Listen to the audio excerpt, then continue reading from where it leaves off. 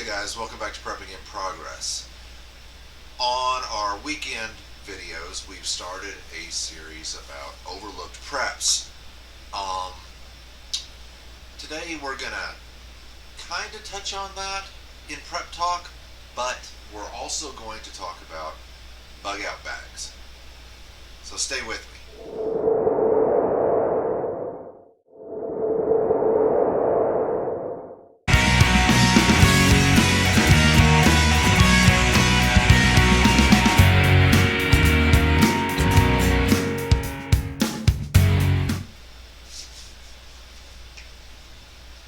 So a big thing in the prepper community is bug out bags. What am I going to do with my bag? The whole nine. Everyone's got one. Everyone's got their own philosophy about a bug out bag. I have generally 3 or 4 bags in my vehicle at any given time. Now, of those vehicle bags, one is usually just some stuff I throw in, a book or something for lunchtime at work, some other little odds and ends, and it usually ends up being odds and ends. That'd be this bag from Sewjourn Gear. My other bag that I try to maintain as a bug out bag is this one right here. It's a little 3-day pack that the Marine Corps uses.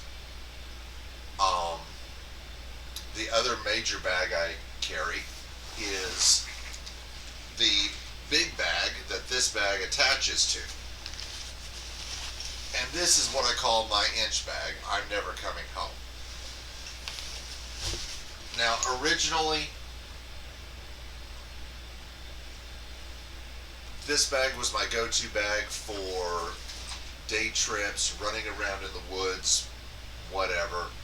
The big bag was my bag for if we had to leave Mina right now and either hike the entire way or drive the entire way with minimal time to unload the pantry in Mina, pack up everything that we needed, pick up everything we wanted, the whole nine.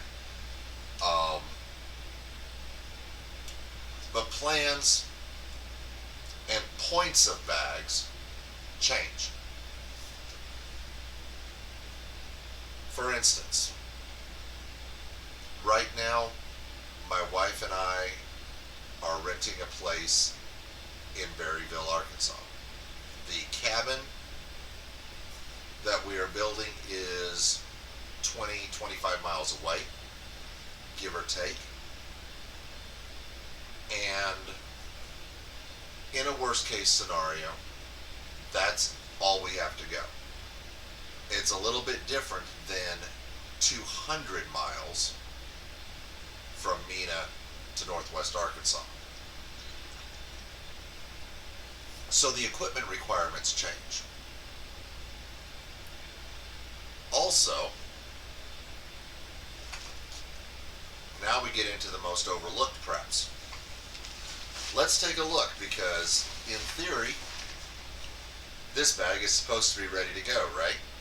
I'm supposed to be able to walk out to the Jeep, slam this bag on my back, and walk away. I guarantee you, that's not going to happen. I can tell you that because, for instance, I'm sure, because I just saw it, the fire starter kit in it is in the back end of the Jeep. So let's see what we got here. A thing of trail mix, a couple of single pack chocolate shake meals, a cooking heater bag for an MRE,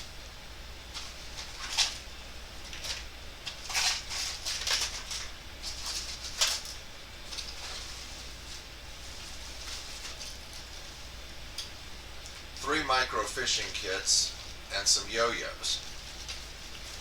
Now, going from work to the cabin, much as I would love to stop overnight at one of two bodies of water that we cross. I don't see the potential for very much fishing there. Freshwater streams, not a whole lot of fish. So maybe this is extra weight and should be pared down.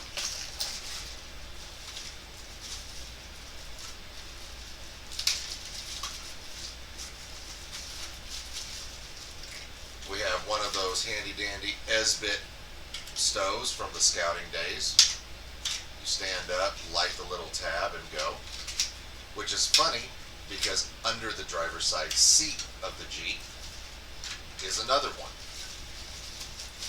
Now, 2 is 1, 1 is none. I'm good with that.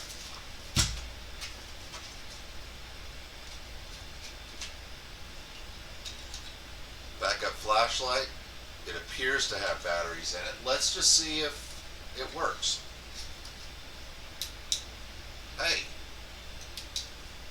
Backup flashlight. This is not the legitimate flashlight that I usually carry.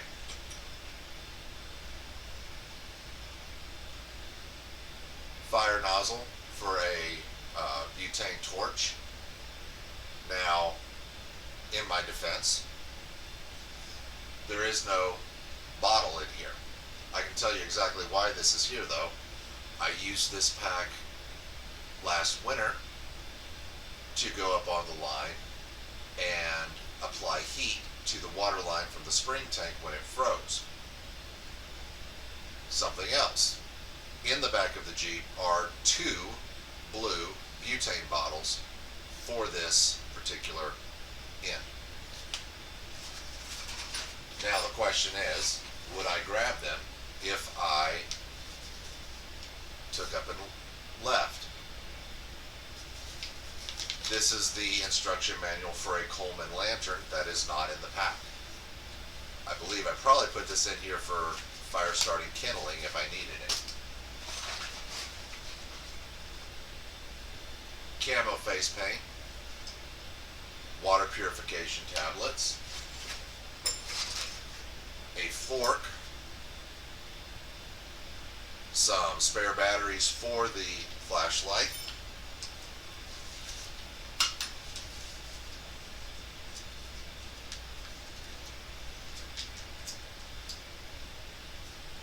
a piece of paper,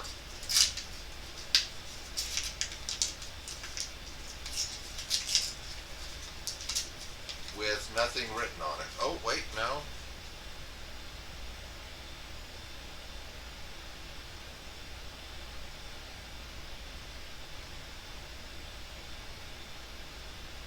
Yogurt covered raisins and K-cups. Huh. And that pocket is empty.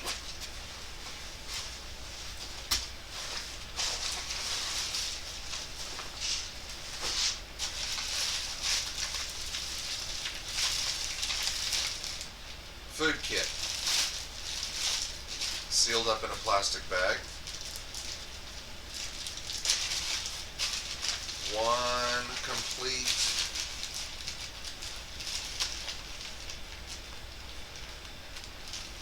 all things considered, I can probably make 2 to 3 meals out of what's in here. One complete MRE and parts of others that I've taken out of their packages and pared down.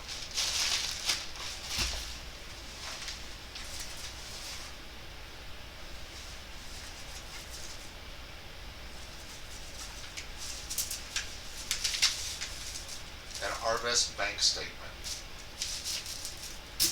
That's trash.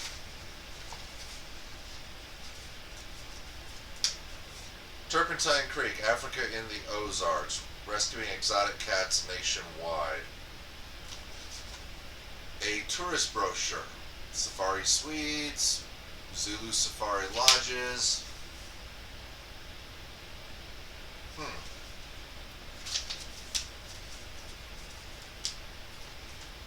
Maybe I put it here for the map. Because it's on Highway 23, south of Eureka Springs. Huh.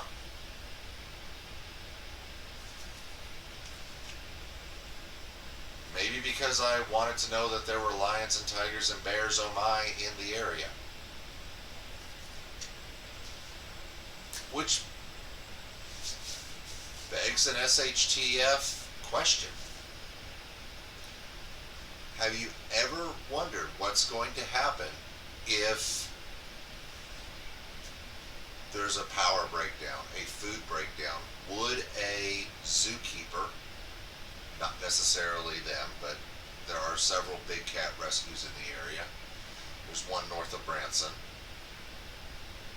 If they couldn't feed the animals, if they weren't getting their supply of meat, would a keeper trying to be nice to the animals, not wanting them to starve, open the gates? Think about it for a second, guys. How many cities have zoos? How many rural areas have exotic animal rescues? I just realized that this is a lot closer to my cabin than I would like. Now, granted, it would probably take a while for one of these big cats to get out there, but we've got wild boars coming up from Texas. They've been seen in northwest Arkansas. Is this something that's gone through your mind when thinking about your preps? Now down here, pretty sure the good old boys would handle a big cat. They might have to learn and catch up with the curve of how cats prowl and stalk, but I'm pretty sure that it could be done.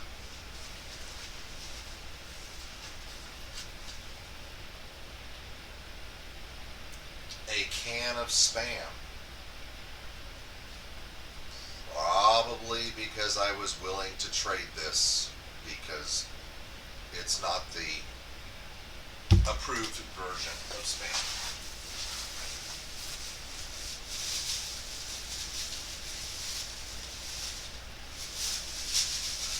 Rock salt. Why would I have rock salt? That's a good question. This particular rock salt I use at the cabin by putting in the toilet tank to flush through the water system and keep roots and whatnot from growing between the house and the septic tank. I probably took this up the mountain to use on the spring. In fact, I know I did. I crushed a bunch of it up and I put it in the water line from the spring to the spring tank so that it would keep the ice from reforming as it worked its way through. Painkillers and a clip. Let's see if there's anything in here.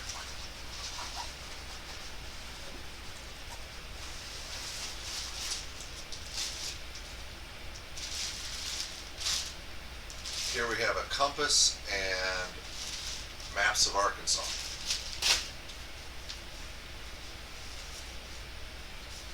A 5x7 tarp.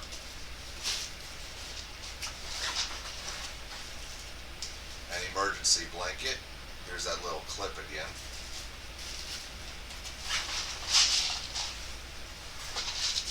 Take the painkillers out. So, I'm missing my fire starting kit. I'm missing anything to cook my food with. Most of this stuff can be eaten right out of the package, so that's not a super major concern. The coffee packages of instant coffee that are in there, guys, this is me. If this is a scenario of get somewhere, that coffee just became something I'm just going to stick in my mouth for the caffeine effect. No knife, no hatchet, no large blade of any kind. Not even attached to it. Okay, failing.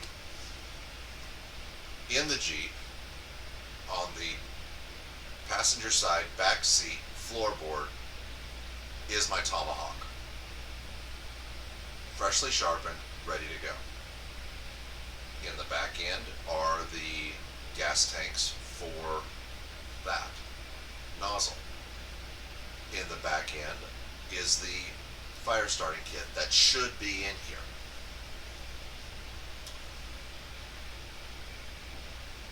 I'm going to give myself a C+, because I have access to the gear, but it's not readily available with this pack. Alright, I've got some shaping up to do.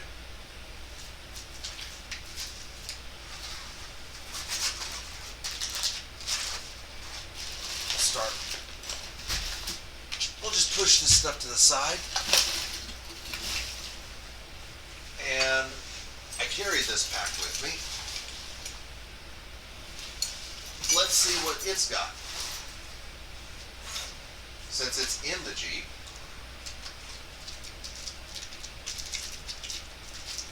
okay, we have another thing of trail mix.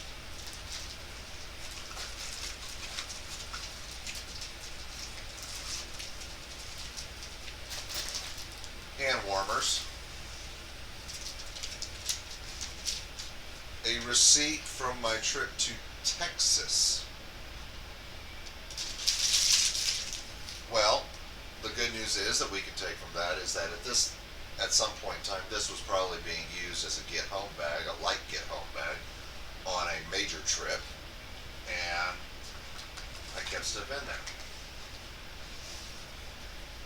I don't know if you've all seen these before, but this little circle right here is toilet paper. Get it wet, it expands to a cloth about yay by yay. And yes, I have used these. Now, shouldn't this be in the bug out bag?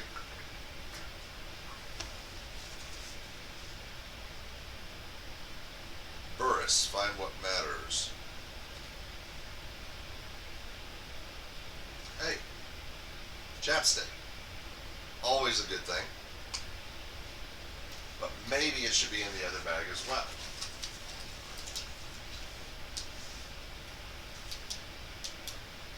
A dead flashlight. That's not going to do any good, but nope. Ladies and gentlemen, this takes AA batteries, the other takes AAA, so there's no redundancy. That is something we have to fix.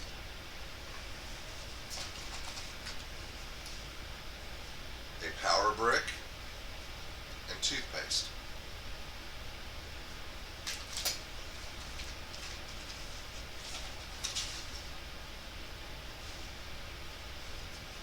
Like I say, this is not a bug out bag per se.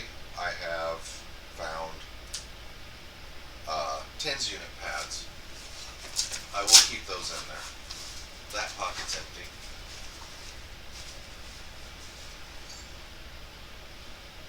A bottle of Grape C Plus. It's grape seed and vitamin C.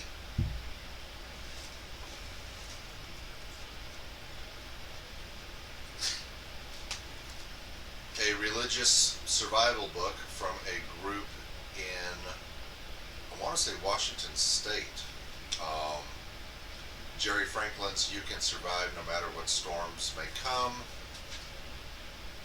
If I recall correctly, the Franklins actually run a class camp up there. A multi-tool. And this is where the video gets demonetized. magazines for my shotgun. So at some point in time, and I do remember when, I'm just not telling you, I was using this bag as a range bag.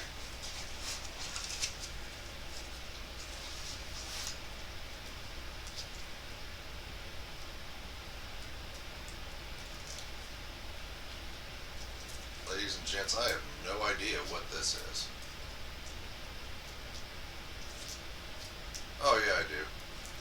This was a project we were working on for the ham radio. This is an adapter for an antenna.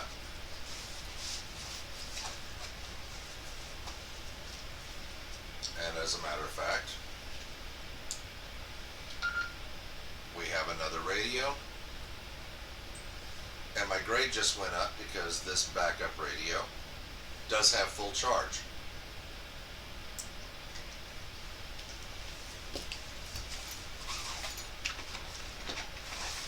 We have a few more surprises.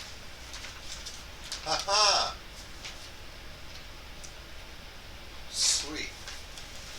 This is a long wire antenna set up for the Baofeng, where you take one end of it and throw it up into a tree, pull it down, and then it goes up with the coax.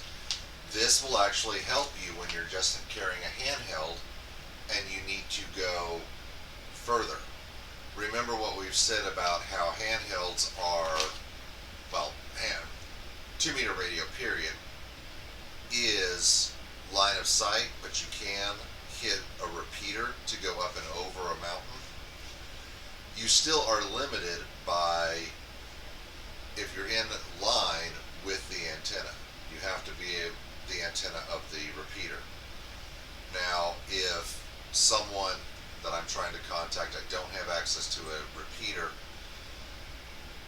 is just over the hill or just a little bit out of range, you can throw this up in a tree and maybe get a better signal to them. Or maybe that repeater antenna signal is going just above where you're at. Maybe you're standing on top of a mountain and it's got a much higher elevation. But you've got a tree, throw for the tree. So, okay, I'm going to up my grade on this pack, even though it really isn't all that. Another hand warmer. And one of the handy dandy extra antennas that I carry. So we keep talking about antenna. This was probably somewhere between a range bag and my ham radio go bag.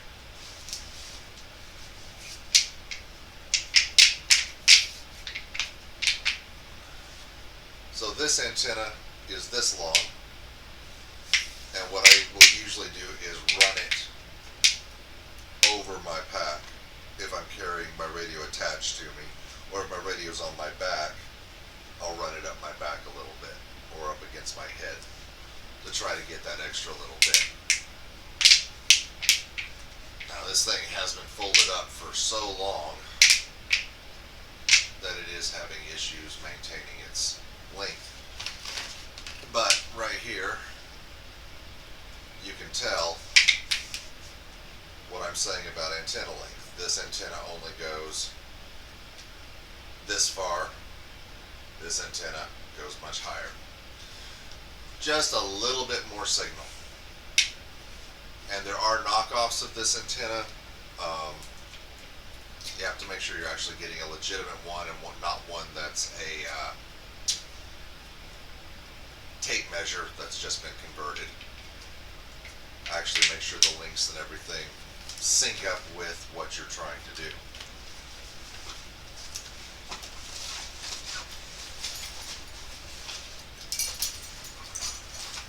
So, the question becomes, do I have the shotgun in my car? I did. I took it out a few weeks ago because someone made a comment that, well, I know where to get a shotgun if I need to. And I looked at the person. I said, really? No, you don't. And as soon as I got home, I took it out. That person's no longer around my vehicle very much, if ever. So, might reconsider what's in the vehicle, but at this point, no. So, overlooked preps. Tying this in with the big series that we're going to be doing, that we'll do part 2 for this weekend. You need to go through your gear. You need to do this. Unpack your gear. Figure out what's missing. Combine your packs. For instance, the toilet paper roll is going into the actual bug out bag. The extra ham radio will go into the actual bug out bag. This bag, I love it. It's one of the best constructed bags in the business. It's more of my day bag. And if I decide to go hiking, if I pull up to, say, Lost Valley State Park or Rec Area, whatever it's called, and I want to hike up to the end of the valley or go through the cave system that's up there. It's more of a tunnel than a cave, but I'll take this bag. I'll grab some gear and whatnot, mix match, and go. We're not even going to get into the big bag today. I'll tell you what, maybe for next week's prep talk, we'll get into that. There's a lot of work here to be done. As soon as I start repacking all of this and making it more carry friendly, I'm going to go out to the Jeep. I'm going to get my fire starting kit. I'm going to get my axe, and I'm probably going to attach the axe to it. Now, keeping in mind that on a daily basis, my everyday carry is 2 Swiss Army knives and a larger knife, a CRKT M16F, for those of you who know what I'm talking about. It's a folding knife. I'm not as worried about not having a blade here because I've got 3 on me. I always, in my jacket that's right there, hanging up, I guarantee you, if I open up the breast pocket, there's a butane lighter and a Zippo lighter. I guarantee you that in the car there's extra Zippo fluid. I know because I filled it up today. I use it to light some candles.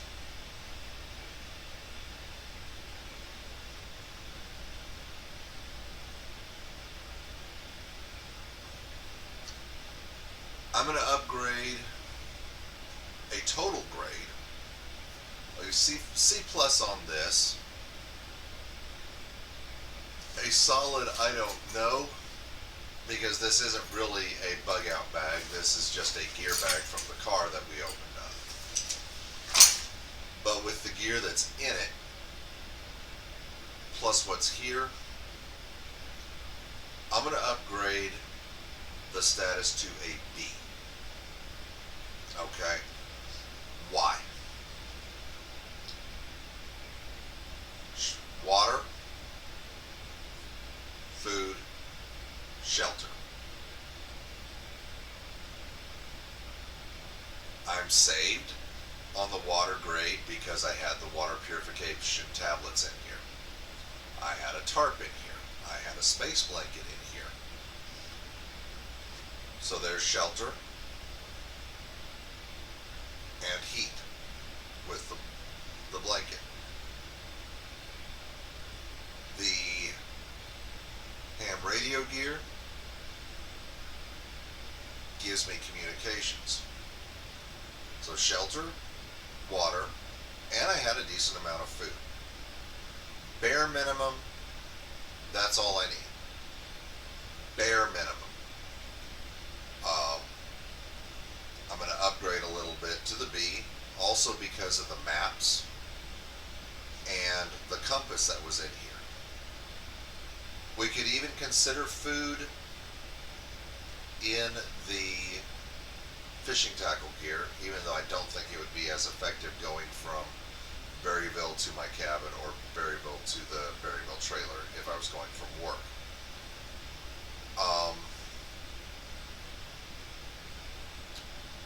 But what's missing is a first aid kit. And I used to carry a first aid kit in here. Now I will tell you that I've got a load bearing vest in the Jeep and there's a first aid kit attached to it, but it's not in here. So if I reach in and grab, this isn't coming with me. If you ever, those of you who know me, sometime asked to look at the sun visor in the Jeep, there is a tourniquet right here. Do I have first aid gear with me? Yes. Do I have it in the pack? No. That's of concern. So, lessons learned. Food, water, shelter, covered. Toilet paper, covered, even though, probably end up using a leaf just as easily, as long as it's not poison ivy for those of you who are allergic. Fire starting kit, could probably use that, just as a added bonus. 2 is 1, 1 is none. And we'll go from there. So we're going to go find the fire starting kit. We're going to go grab the axe, the hatchet tomahawk. Yeah. And a first aid kit. All in all, not a rousing success. The Jeep needs to be reconfigured. And I think that's what we're going to be doing for the next couple of weeks of videos. Not saying that it's all going to be done over a couple of weeks, probably have it done within a couple of hours. Alright, y'all. Thanks for watching Prep Talk. You can do this. You are more than fully capable of taking care of yourself. But go through your gear, proof your gear, prep your gear, and get it ready to go. I'll talk to you soon. Stay safe. Be careful.